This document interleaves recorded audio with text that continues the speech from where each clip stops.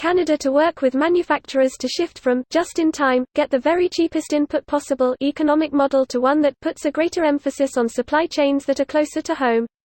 This post received a score of 9,000, with an upvote ratio of 97%. Here are the top comments in response to this article. And #X200B. So, they're not to do this. Our deputy PM just mentioned it in a radio interview. Which is great and all, but it takes more to shift power structures than just asking nicely. It's also not intended to solve some of the problems we may have assumed from the headline, like emissions from shipping etc. etc. It's solely aimed at keeping revenue going during the coronavirus. Which, again, great and all, but not the big news we all want to hear. They can't force companies to buy from Canadian suppliers, it would violate Canada's free trade agreements. No, but they can change the procurement process parameters and have juicy government contracts funneled towards those that heed their suggestions. Also often against free trade agreements and will invite offense from foreign countries. This was a huge problem with the Buy American Act.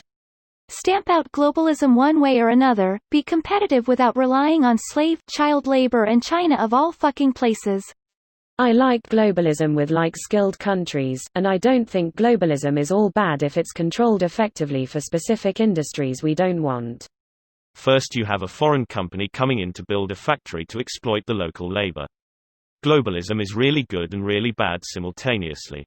Stamping it out is a great way to fuck over those who haven't gotten development and want it. It's also going to fuck the poorest as much as the richest. So in long form I actually think deals like the TPP, which include developing nations, are great, because the TPP has specified environmental, labor rights, wage growth and other targets including enabling unionization. This kind of structure is awesome for dealing with lower wage nations. I do firmly believe that if we don't send caravans one day we will send armies between nations, so we need some form of trade, but we also can't just allow slave labor, human rights violations, environmental destruction and poor quality standards to be accepted. We also need to understand that in a global world our companies also compete globally. Canadian firms are very much working this way. TPP is great until asinine copyright laws come into play. Edit, emphasis on asinine. Does nobody remember SOPA and PIPA?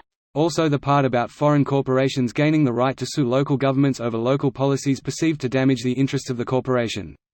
Not a fan of that. Step 1. Stop buying from abroad. Step 2. Rise prices so you can pay your workers living wage. Step 3. Someone else buys the foreign stuff instead. Step 4. Foreign supplier undercuts local prices and you're back where you started.